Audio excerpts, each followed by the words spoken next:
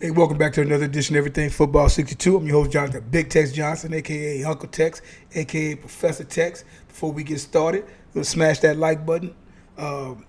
Like, subscribe to the page, share with a friend, whatnot. Got any questions, comments, concerns, please leave them down below. Any constructive criticism or questions you have about the topics and whatnot, leave them down below and we can rap about it. Let's just be respectful. Remember, it's only a game, people. Hey, on this weekend of the Super Bowl, how's everybody going? How's everything going and whatnot? On this weekend of the Super Bowl, it's getting ready to go on. I see that they checked out the class of 2025 going into the Pro Football Hall of Fame. Want to do a little spot about that. Y'all know I'm real big on that stuff there and whatnot. And the class that they got there, man, it's a pretty solid class. And I like the number. The 4 people that was in there. I think 4, no more than 5 every year, in my opinion.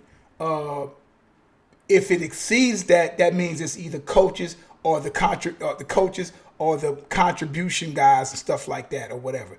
But I think it needs to be, when it comes to players, 4 to 5 players. That should be it. We don't need this, we don't need all the stuff that they've been doing, especially since the 100th year anniversary when they've let everybody and their mama up in the hall and whatnot. And some guys deserve it. Some guys, to me, not so much deserving. And I think the Hall of Fame process needs to be tweaked a little bit. I keep saying this, Coach Prime. Prime, he said it best. He said you got guys that was in the Hall of Fame. You got the guys in the Hall of Game.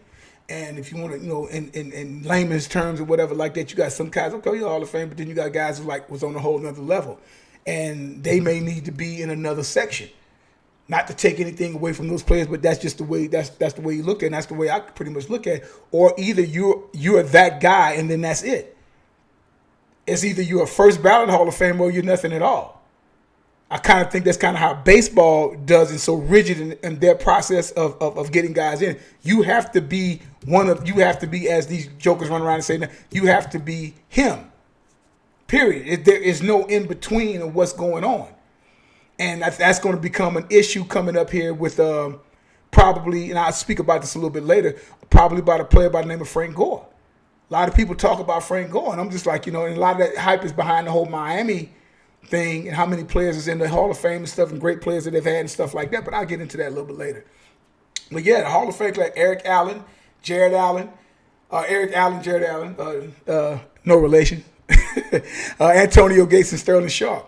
I'm going to start with Sterling Sharp because Sterling Sharp, as somebody's around that age bracket and watched him play, we're around the same age because it's a couple of years apart. It's the same age as Shannon is and whatnot. Sterling Sharp was that guy. There was no doubt about he was one of the top receivers between him or Jerry Rice, him, Michael Irvin. You could throw Al Toon in there, throw some other guys I might be forgetting off the top of my head, bro. But those are your main Papa Scrappers there as far as it was concerned with me. Those was guys, Andre Reed, of course, and whatnot, guys like that. Those are your main wide receivers and whatnot. And if it wasn't for that of the injury of Sterling Sharp, he say he played another 3 years, which would have took him to 1997, easily would have been a first ballot Hall of Famer by 2002, 2003. Easily. 2002. Easily would have been a first ballot Hall of Famer. I did a show about this a couple of years ago when Tony Baselli got into the Pro Football Hall of Fame. Here we go with Sterling Sharp. He's about three-time All Pro first teamer, 5-time Pro Bowler, 3-time reception leader, NFL leading receiving yards, 2-time receiving touchdown leader. Okay, I mean that screams out Hall of Fame just with that. Now I've always said 9 to 10 years of playing the game at a high level, especially for a 5 or 6 year stretch. After that, you're still good and stuff like that. Might not be putting up the numbers, but you still make the team and you're still a threat at any given time to be that guy at your time for the next 3 or 4 years when you start sliding over into your late 20s and early 30s. So Sharp had all of that. It's unfortunate it took this long, and I think because when I did this particular show, I don't think a lot of people were saying that, and I did the show, and everybody probably didn't see it, but I'm like, yeah, and I took Baselli, Shield against Walter Shields and a lot of the great tackles of that particular era and whatnot, and those all-decade teams and whatnot. And I'm like, those guys played over a decade and stuff like that. So you can't just basically be on some stuff where it's just like, well, we're not going to really pay attention. And they kept pushing for themselves. They kept saying, well, if this would happen, if that would happen, if this would happen, and they put him in there quickly for the most part when he shouldn't have really got in there. As far as I'm concerned, he should have had to wait. Sterling Sharp shouldn't have had to wait 20 some odd years to get in the Pro Football Hall of Fame. It's actually a travesty and whatnot. And like I said, I made a show about that. Was it like about 2 years when he got in 2-3 years ago? I talked about that, and I'm just like, if Baselli got in and people was like really pushing for Baselli didn't have to wait 20 plus fucking years to get in the Hall of Fame. He should have. You know what I'm saying? Like I say, Will Shields, Walter Jones, some of those guys were played for over a decade and was all pro 5, 6, 7 years and Pro Bowls and all this other kind of stuff. Baselli was there with him, and then he got hurt and he had to leave. So them guys put in another 5 or 6 years while he was done playing football. But they made sure that Baselli would eventually end up getting in, which I'm just like, Baselli was like that. But I'm like, so why didn't they do the same thing with Sterling Sharp? I often wondered about that. You know, but glad that he's in. First, him and his brother, first brothers that's been elected in Pro Football Hall of Fame. Kudos to them, and couldn't been go for a better guy. Really loved this game and stuff like quiet, dignity, and grace, and he gave it to you. He was that guy. He gave it to you. He's fun to watch, and it would have been even great to see him if he was able to play the 4 or 5 more years with a young Brett Favre. That would have been real cool to watch. But glad he's in there, and the little piece with him and Shannon was pretty cool and whatnot. Okay, next we're going to go in with Antonio Gates. Gates, like I said, people, I think a lot of times people don't remember and stuff like Gates from 04 to 2011 was that guy. San Diego Nice team, Phillip Rivers, LaDainian Thompson and all them guys like that, Lights Out and all them guys over there playing and whatnot, had some good teams over there. It's a shame that them guys never got to a Super Bowl. It's a shame. The game against the Patriots, I think it was a division round. Them guys should have came out of the AFC representing, but they just didn't make it out. But here's a guy who didn't basically even play college football, played basketball. Used his stature and everything to post up guys in the end zone and get those touchdowns and those hard yardage and get those yards in the middle of the field and whatnot. Put up a lot of touchdowns and whatnot. I think with Gates, because I did a piece back in 2018, 2019, when I thought that him and Jason Witten was going to be retiring at the same time. And I figured he'd probably be in by now. He got in at the time I guess he was supposed to get in. It's fitting and whatnot. But the funny thing about Gates, and this is what oftentimes happens, and I'll talk about this probably with Jared Allen. It's like my man at 31, he played from age 23 to age 38, 2 years from playing 40. Now, everybody will remember from 04 to 2011. He goes at a point where it's no Pro Bowls, no All Pros, and nothing like that for the next 6 or 7 years. That's almost a whole nother generation watching you, and that's all they see. They don't know about you from age 23 to age 31. They just know you from age 32 to 38. At 6 or 7 year window.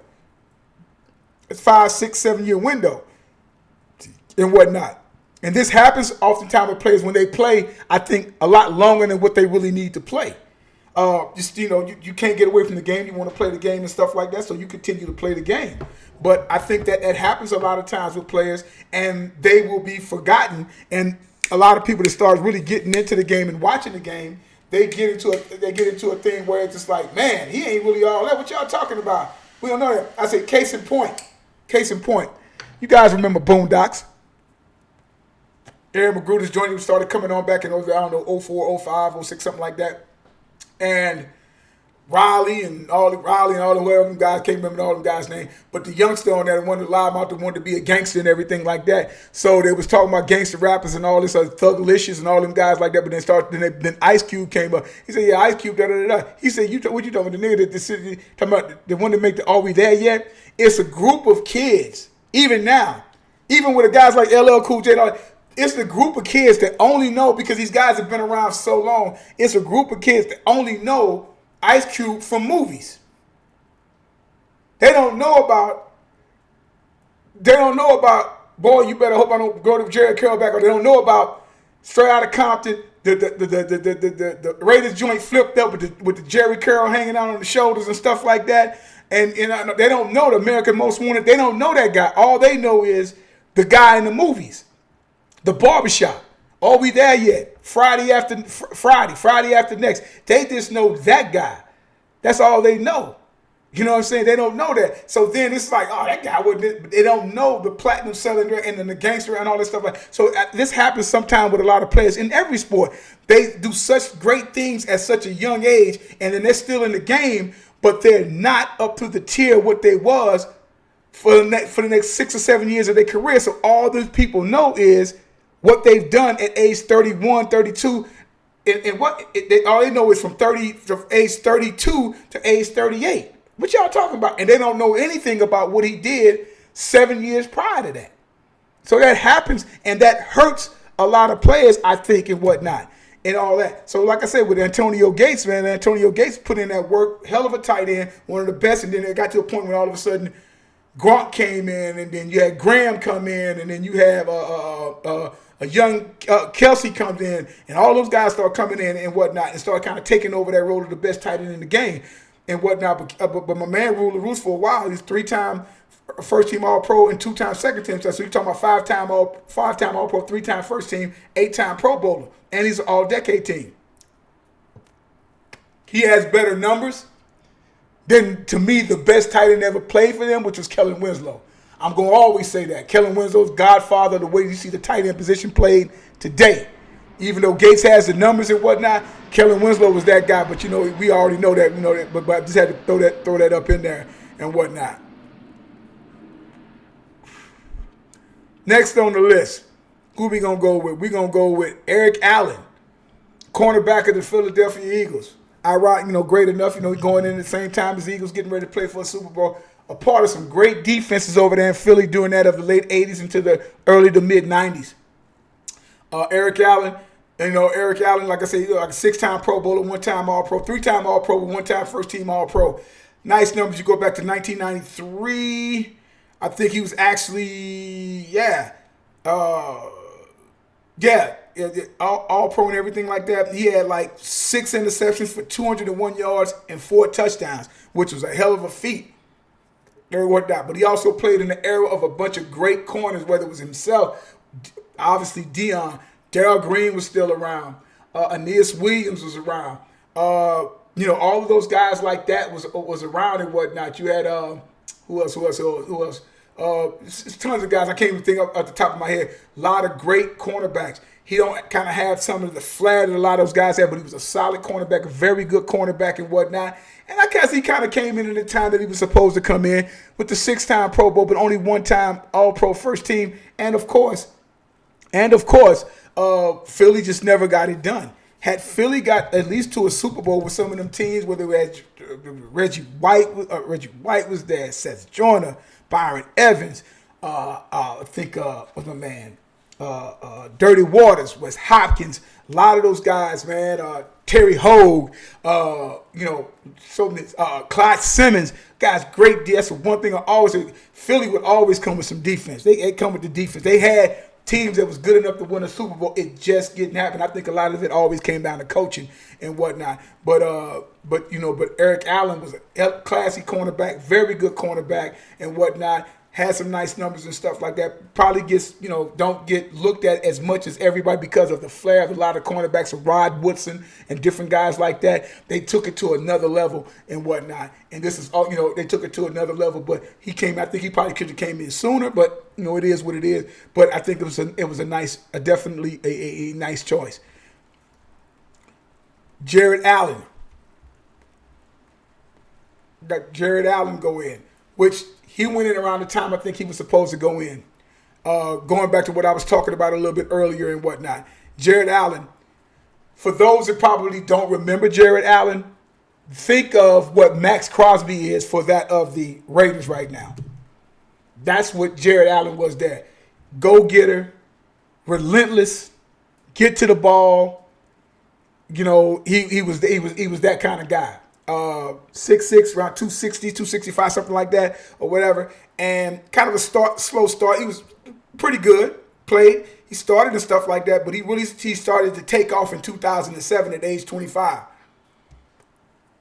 From that time, age 25, from 2007 to at least 2012, he was one of the best defensive ends in the game at that particular time. He did astronomical, like I said, put in a lot of work and whatnot. 5 Pro Bowls, 4-time first team All Pros, 2007 to 2009 to 11 and whatnot. 2-time sack leader. And like I said, he get after like a Max Crosby game sort of reminds me of that of Jared Allen. And y'all go check out the film if you want to and whatnot. Guys like that, not the big men, but some of the beefier type defensive ends that you think about. If you think about Myles Garrett, if you think about the Bosa brothers and any of them big guys and stuff like that. Jared was lean. He was a defensive end, but he was lean, and he had a motor. And he just don't stop, much like the way that kid Hutchinson probably going to end up being and whatnot, with a little bit more mass, but he's lean though. But yeah, that's if you want to know what he was like, that's what he was like. And obviously, you can go on YouTube and find out anything about Mr. Allen when it comes to that. Fun to watch, get after you, hustle player and whatnot, and all that. And he went in, even though he think he probably should have went in a couple of years ago. He went in, I think, at the time because again, here we go with what I was talking about earlier. You go from 07 to 2012 at age 30. Age 31, 2, 3. He only played another 3 more years after that. Went in between a couple. He went to like 2 different teams with Chicago and Carolina. Early years, not a lot going on. So you got about 3 years there. And then you got 3 or 4 years when you didn't do much in the latter part of your career. And you peaked at about 29 to age 30. So they don't really – so – if you're not on a bunch of playoff teams and stuff like that, they might kind of forget you and stuff. And then again, also as well, and something that I've talked about and it's been going on around lately, and Jordan from New Orleans talks about it, where my man got 136 sacks. And what people got to understand is when we start talking about playing that particular position, how sacks, to an extent, is an overrated stat. If you don't do the certain things, first down, I sack a quarterback. Second down, I sack a quarterback. So say you use 5, so it's 3rd and 20. If the quarterback goes back there and spot him, got him, and gets 21 yards, what good was the sack? It becomes just another tackle. It only becomes something if it's a strip sack and it's a 3rd down and 10, you sack them and you get them off the field. That's when it means something.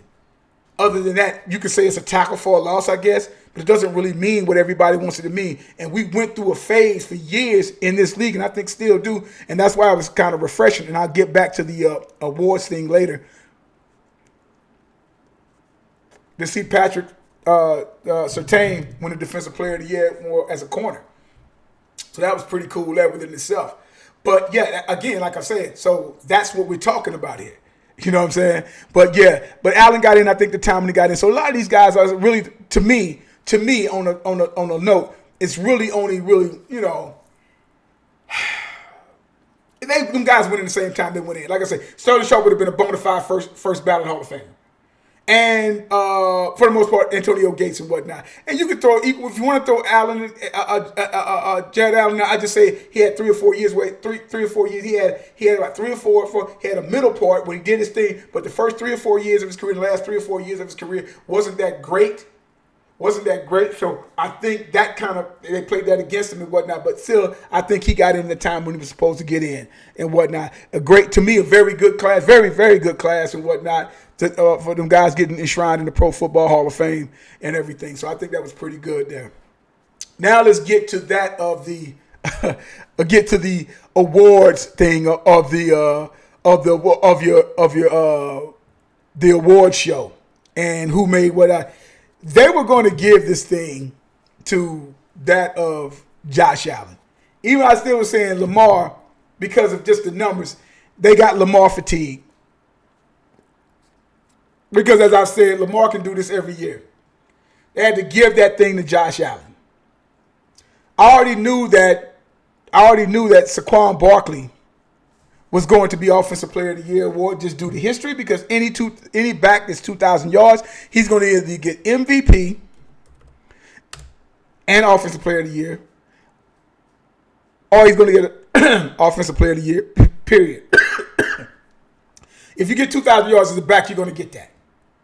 Out of the 105 years of the Pro Football, you had 9 guys who rushed for 2,000 yards. That shit doesn't happen that often. You got plenty of guys to throw for 4,000 yards and 35 to 40 touchdowns all the time. So you do that. You know what I'm saying?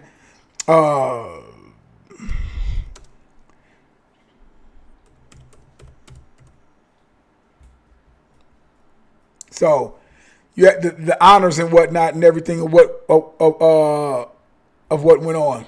So we go here, and Josh Allen, like I said, all that stuff with him and everything. It's like, okay, then he did what he did. Give it to him. Josh Allen's a hell of a quarterback. Fun to see play and stuff like that. But we all knew what was going to pretty much happen with that. They needed that and everything. But it is what it is. Like I said, again, I made a remedy for this. If you guys remember what I was talking about, I said, well, give the MVP to Lamar. I said, Lamar, give the first team quarterback to Lamar, which he got, and then give the second team to Joe Burrow. Because people want to make sure that they try to include Burrow and everything. I said, that's how they could have done this. Now, mind you, with all of this, damn right at. Mind you, with all of this, these guys running around here. Jeez, my knees.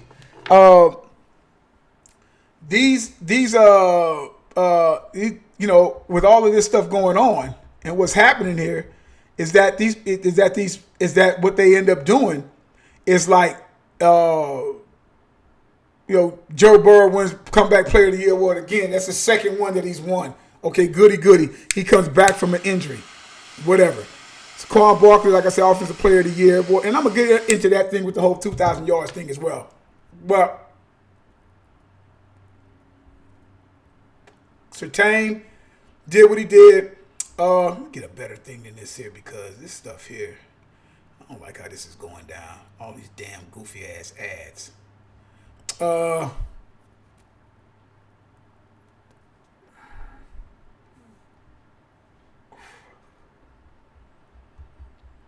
course, I didn't watch the NFL award. That award show is getting a little bit. I'm not going to say the word, but I'll leave it be. A little bit too much shucking and jiving going on there as far as I'm concerned. That's just my opinion of it. These rappers and these athletes trying to dance, sing, or whatever they trying to do on some Sambo shit, I particularly don't like it. But hey, that's their thing. That the great thing about it is I don't have to watch it, thus I didn't watch it. But yeah, so again, Barkley did what he did. Great to see that other kid from a football standpoint of view and whatnot. Surtain, Defensive Player of the Year award. Jaden Daniels, that was no surprise there. Jared Versay, I guess no surprise there. Joe Burrow, what he did. All the Walter Payton stuff, that's good and stuff. Walter Payton a year, but his offensive rookie year, MVP, Offensive Player of the Year, and like I said, and Josh Allen won that, even though, of course, Lamar stuff crushed him as far as stats was concerned, as far as that went there and all that. But that's what I said. That was my remedy on what I talked about before. Because in the end, you've only had in 1987, it was I think it was in 1987, John Elway actually won. He actually won the whatchamacallit. He won the MVP. He actually won the MVP. But he was second team All-Pro. Joe Montana was first team All-Pro. 2003, you had a tie at the MVP with Steve McNair and Peyton Manning. Manning was first team, McNair was second team. Now you have MVP. If at the very worst, what they should have probably have done and at least in my opinion, what they could have possibly have done, they could have tied it like that. Because this is Josh Allen's 2 times that he's made second team All-Pro. But they could have tied it, but they wouldn't. How do you become, same voters doing this, how do you become everybody who voted for Lamar to be the first team All-Pro quarterback, but you don't vote for him to be MVP, and they made the MVP award a Buffalo Bills MVP award, because more than likely, of course, in their place, they're going to sit up there and say, "Oh yeah, well this is our MVP. It was Josh Allen because he did this and he did that," and everybody wants to keep talking about, well, Josh Allen played with less and he played with. I don't give a shit. This is pro football. This is not Pee Wee League. You follow what I'm saying? This is not Pee Wee League, so we're not going to sit up there and play that particular game. You line up whoever you line up with and go from there and whatnot. So that's how that goes. So it shouldn't be any of this crap about who he played with, when he lost Diggs and this is that. Well, Diggs obviously was a fucking poison.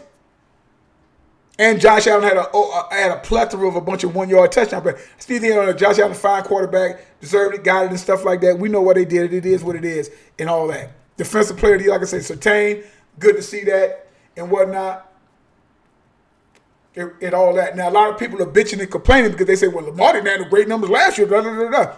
Go back and watch those last 4 games. But most of all, watch the game against San Francisco when the Ravens went up there and hung foot in the 49ers' asses, and Lamar played with them like a fiddle in their place at the 49ers.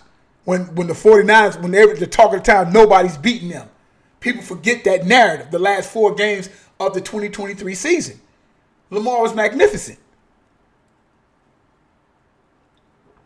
Crazy part about Lamar, even this year, he could have rushed for 1,000 yards. He rushed for 915.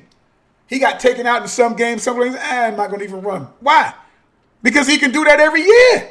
He can give you 3,500, 30 touchdowns, and he can 35 touchdowns passing, and he can give you 6 to 10 rushing touchdowns and 1,000 yards. He can do that every year. He can do that in the next 4 or 5 years of his career and whatnot. And it'll be a fatigue. And I think that's why they did what they did. But they wanted to hurry and get, because they've been waiting to crown Allen something since 2021. But most of all since 2022, when he had that magnum opus game, that 13-second game, because, okay, they're getting ready to go to the next level, and they never really did. So they got to the AFC Championship game, and we all know what happened with that. Again, he had 3 minutes and 33 seconds to do his thing, and he didn't do it. So that's going to always be in his craw. That's going to always be in his craw. You're going to have to deal with that. You know what I'm saying? He's going to have to deal with that until he finds a way to beat whomever he needs to beat, be it Mahomes, be it whomever or whatever, until they get past that of the Kansas City Chiefs and everything. So that's that. So just Saquon Barkley, great things that he's doing. Now, a thing I'm going to talk about now is because you're starting to hear this talk, and we're going to go into Saquon Barkley real quick here, knock a few of these guys out. And you guys know, for guys who've been following me for a while, know I've been talking shit about Saquon Barkley. Not bad things. I just said it was a curse of the Penn State running backs. And go back to my old archives, and you can see up there I was talking about that. Up until that particular point in time, I'm like, shit, all you had was who? Franco Harris and Lydell Mitchell. Larry Johnson came up and did something, and then he knuckleheaded his way out of the goddamn league, but that's another story within itself. But then we go here, and let's do this. I love doing stuff like this here. And Pro Football Reference, greatest reference ever, man. And Saquon Barkley has all the tools to be that guy for a string amount of years. But unfortunately, he got drafted by the Giants. You look at his first year, 1307. Offensive Rookie of the Year, if I'm not mistaken. Let me make sure. Yep. Offensive Rookie Year, 1307, and he caught 91 balls for 721 yards. He had 2,028 yards from scrimmage, 2,028. Second year, barely went over 1,000 by 3 yards. There was some trash. Missed damn near the whole season. Missed 3-4 games in 2021. Comes back and does 13-12 in 2022. Pretty good season and whatnot. Pretty good season. and everything. He's trying to work his way back because technically, like I said, almost like the Christian McCaffrey thing, them injury bugs start coming up and guys start missing damn near a year and a half worth of football. Comes back at 25, 13, 12. 2023, he only has a 3.9 average. The Giants are just completely horrible. They didn't do anything with him. 962. And then this year, 2005, could have beat Derek Dickinson's record had he played. So they have to win the Super Bowl, in my opinion, even though Saquon seemed like could be a real humble dude. But I still, as a humble dude, but please don't tell me that, that record would have been cool for him to get. But, old boy wanted to basically, I'm trying to save all my players. I don't want nothing freaky to happen or whatever, fine or whatever. Now, this is what they're saying now. They say, well, he has 2,200 yards of scrimmage, second time in his career.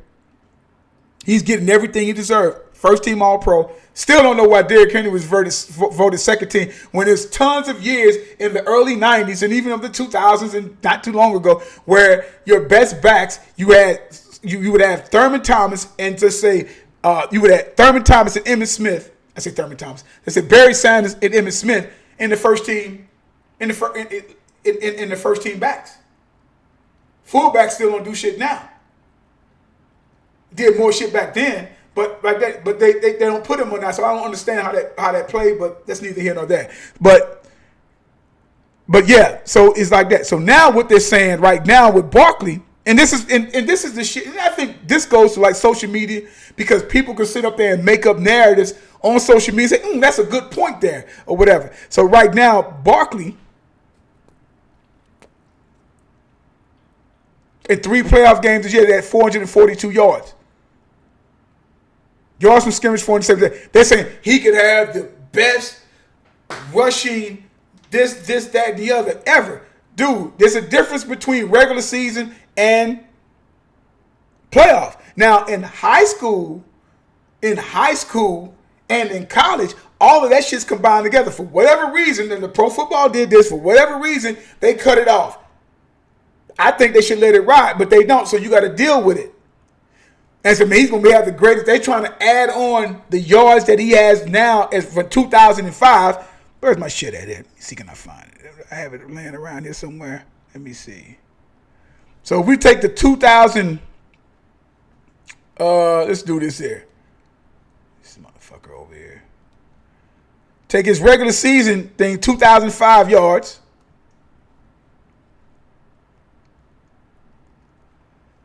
$2,005 plus the 442. He's at 2,400. Everybody's going bonkers about that shit. But it doesn't count that way. Now, if Barkley's tomorrow does whatever, but the greatest, and I've said this and this got him all, John Riggins had the greatest 4 or 5 game stretch where he rushed for 610 yards in 4 games. What was it? Wild card, division, conference, Super Bowl. 610 yards in 4 games. Barkley has 442. But they didn't put all that stuff together, so I don't know why they're talking about that. Which in turn, we start talking about this guy. If he brings himself up in this conversation, and he said they don't talk about me enough, and that is Chris Johnson. Chris Johnson rushed for 2,006 yards back in 2009. Caught 503 yards of balls. He had 2,509. He said, ain't nobody ever did this and that. That's fine. That's fine. That's fine. He did that. And he said nobody talks about that. Chris Johnson, and all intents and purposes, fun back to watch and stuff like that. He gave you 3 years. That's what he gave you. 23, 24, 25. He would never rush for another 1,300-yard season after that. The best he got was 1,243 at age 27. He was pretty much done after then.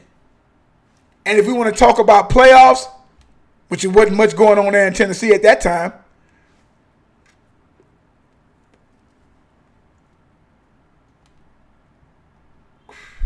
everything's acting slow now.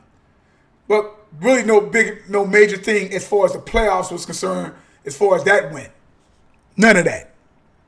So, having said that, with this, with these guys and whatnot, the whole thing with Chris Johnson and whatnot, he's trying to put himself. Nobody talks about I did this and I did that. Okay, you got that. You got Offensive Player of the Year and you got your first team All-Pro nod. After that, because he wants to put himself up. Put it this way. Let me put it this way. Out of the 9 players that rushed for 2,000 yards, Chris Johnson is not going to be in the Pro Football Hall of Fame.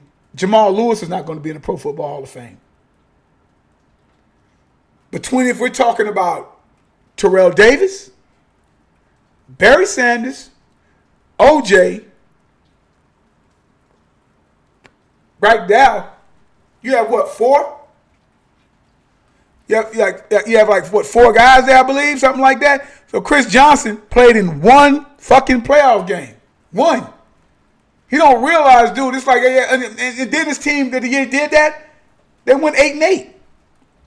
But out of all the guys who've rushed for 2,000 yards, of all the guys that rushed for 2,000 yards and whatnot, it's like, let's look at it.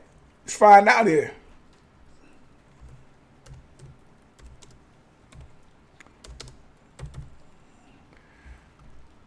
I'm just mattling on here, going over. Yeah.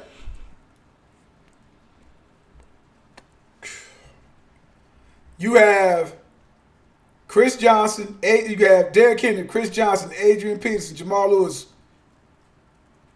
Oh, they're not doing it right. Assholes. Should have known that.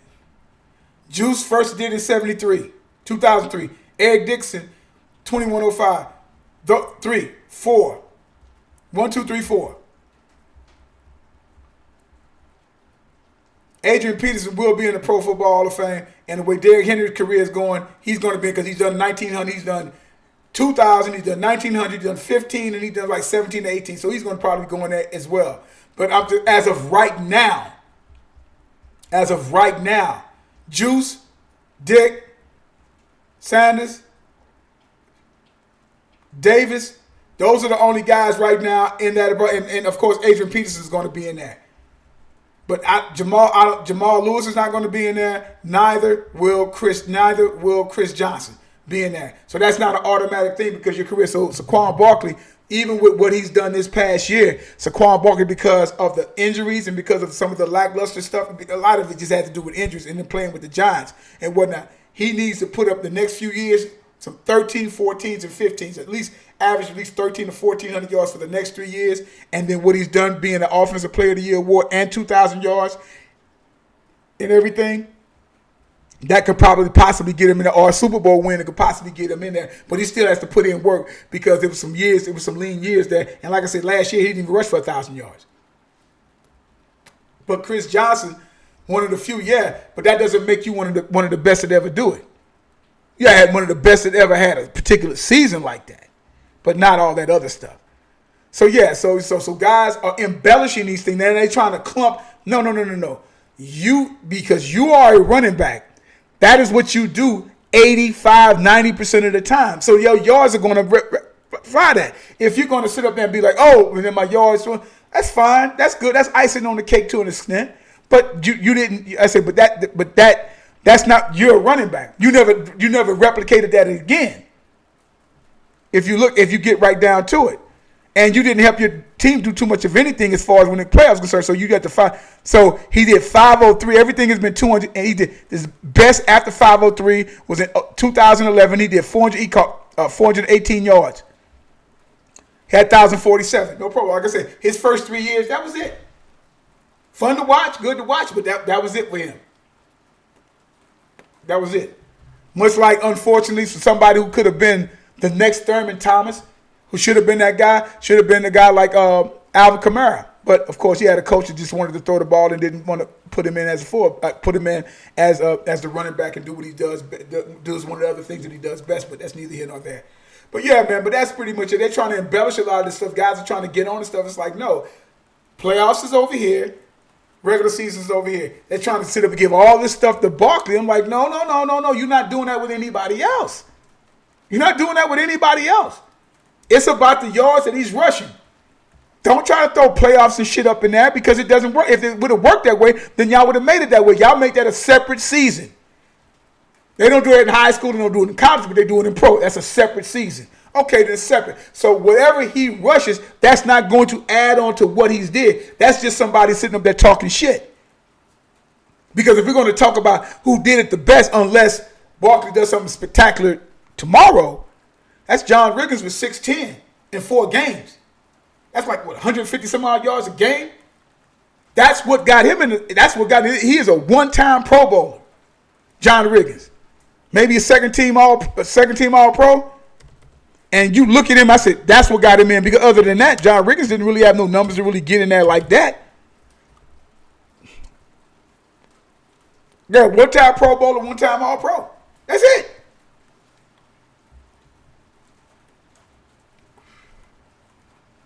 And that might have been, and that was in his mid-30s. 75, that was some bullshit. He was in New York. Barely rushed for 1,000 yards. He got in the Pro Bowl. His next year, that was the only time he got a Pro Bowl. The other time he got All-Pro, that was around the time probably around at age 34 with 24 touchdowns and 1,347 rushing. But like again, I go back here. He has in 9 games, 9 playoff games, he's at 996 yards, 4 yards an average, 12 touchdowns. So he's almost making almost 100 yards a game in 9 times. But that 136, 6'10", that's some iconic shit right there. At age 33, that's iconic. That's what got him into the Pro Football Hall of Fame. Not at age 33. You don't supposed to be doing it at age 33. A lot of motherfuckers is done by that time, man. And he said to Bugle, hey, give me the ball. 6'10" in 4 games. 152 yards, 152.50 a game. The 4 touchdowns. And one of the iconic runs in the Super Bowl on a 4th and 1. Okay? So that's what we're talking about right there, man. But hey, man, kudos to the award winners. Kudos to the class. That was a nice class and everything like that. Still ready to see my man Lester Hayes get in there. It's a damn shame he ain't got in there, but hey, that's how they going with this. And like I say, man, like I have said in times, it's like, yo, look, it's one of those things, man, to where it's like, hey, it's time to put a guy like that in there. But hey, man, y'all enjoy the Super Bowl. Y'all know I'm already picking the Chiefs. And like I tell you guys all the time, there's no GOAT, there's no greatest of all time as long as time's still going on. And like I gotta tell you all the time, numbers don't lie and get emotional. People do. You guys have a good one.